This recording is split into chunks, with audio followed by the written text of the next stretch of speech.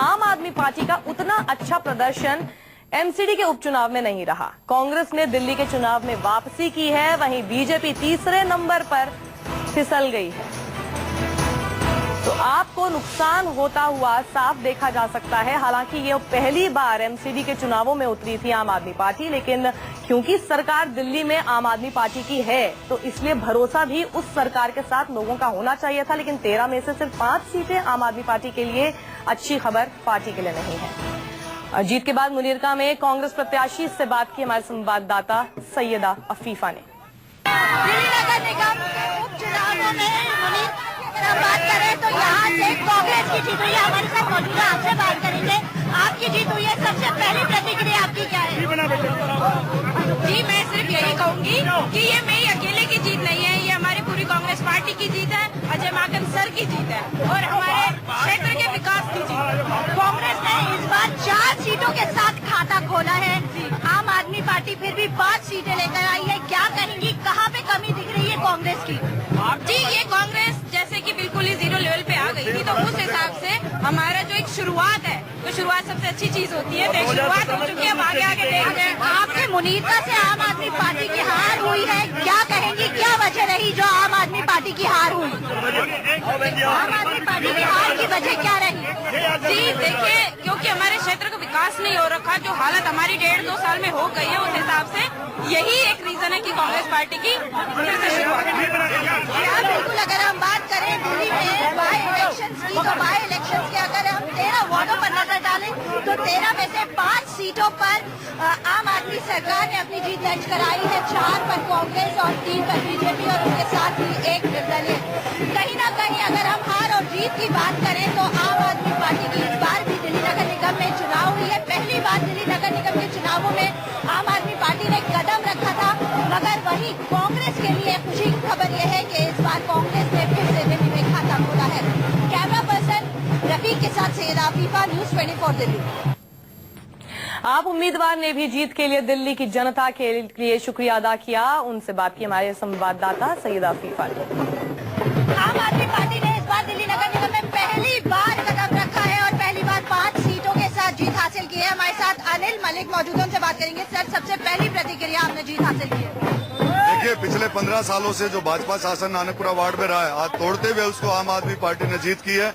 जनता का विश्वास था आम आदमी पार्टी के साथ और पिछले 1.25 सालों में आम आदमी पार्टी ने जिस प्रकार वार्ड में पूरे विधानसभा में काम किया है प्रमिला जी के साथ मिलके, ये सब उसका नतीजा है। सभी कार्यकर्ताओं का बहुत बहुत धन्यवाद देता हूं और सभी भाइयों का जिसने हमारे वोटर सपोर्टर जो रहे हैं, मैं सभी को धन्यवाद देता हूं।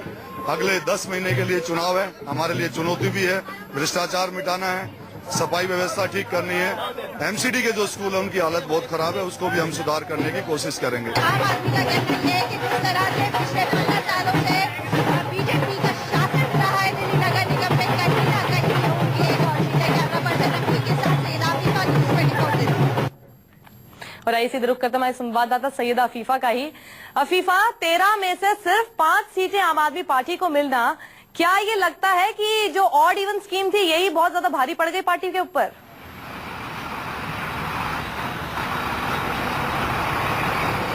जी हाँ, बिल्कुल, अगर हम बात करें जो 13 सीटों की बात करें, 2017 में चुनाव होने वाले हैं और ये जो उपचुनाव जो बहुत ही महत्वपूर्ण थे, मगर ऑड इवन की अगर हम बात करें, अगर दिल्ली सरकार की जिस तरह से जो जनता की प्रतिक्रिया, उनका कहना ये है कि जो वादे दिल्ली सरकार ने किए हैं वो पूरे नहीं हुए और कहीं ना कहीं इसका खामियाजा जो उपचुनावों में आम आदमी पार्टी को देखने को मिला। जैसे कि आम आदमी पार्टी के नेता दिलीप पांडे ने भी कहा कि जो उम्मीदें थी उससे कम रिजल्ट आया है। तो जाहिर सी बात है कि उम्मीदों से कम रिजल्ट, जब आम आदमी पार्टी के सीनियर लीडर्स ही ये बात मान रहे हैं तो कहीं ना कहीं उनकी जो कमी है वो उनको महसूस हो रही है कि कहां पे कमी रह गई। मगर जिस तरह से हम बात करें कांग्रेस की और बीजेपी को जो सबसे बड़ा नुकसान हुआ है, क्योंकि अगर हम बात करें पिछली बार के चुनावों में जो ये 13 वार्डों में 7 सीटों पर बीजेपी का कब्जा था और अब सिर्फ 3 ही सीटें बीजेपी के पास में रह गई हैं। और मगर कांग्रेस के लिए ये वाली बात अच्छी साबित होगी। कहीं ना कहीं लोगों का रुझान ये है कि दिल्ली में कांग्रेस वापसी कर रही है। मगर कुल मिलाकर अगर हम पूरा रिजल्ट को देखें तो अगले चुनावों में काफी टक्कर देखी जा सकती है आम आदमी पार्टी, कांग्रेस और बीजेपी के बीच में। वहीं तीनों पार्टियों के लिए अब ये लड़ाई जो है वो कहीं ना कहीं और ज्यादा सख्त हो गई है कि आगे 2017 की तैयारी वो किस तरह से करेंगे। यानी कांग्रेस को, जिसको अभी तक ये लोग टक्कर में मान ही नहीं रहे थे, सीधे आम आदमी पार्टी और बीजेपी की टक्कर मान रहे थे, अब वो भी अच्छा खासा इनको चुनौती देने वाली है।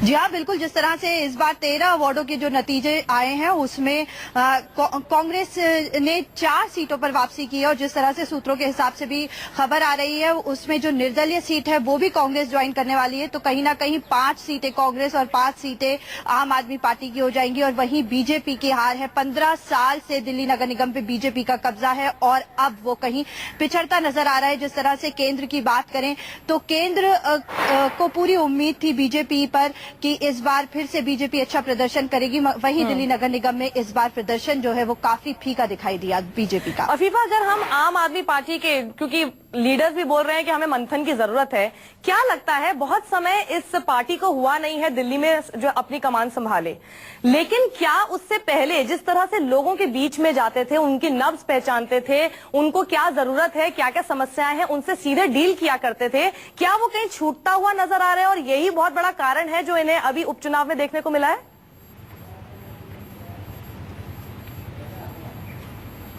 जी हाँ, बिल्कुल। जिस तरह से बात करें इन 13 वार्डों के उपचुनावों की, जिस तरह से अगर हम दिल्ली विधानसभा चुनावों को अगर हम देखें तो केजरीवाल सरकार ने महासभाएं लगाई थी, मोहल्ला सभाएं लगाई थी और वहां जाके लोगों की प्रतिक्रिया ली थी, उनके बारे में जानना था, उनकी परेशानियों के बारे में जाना था।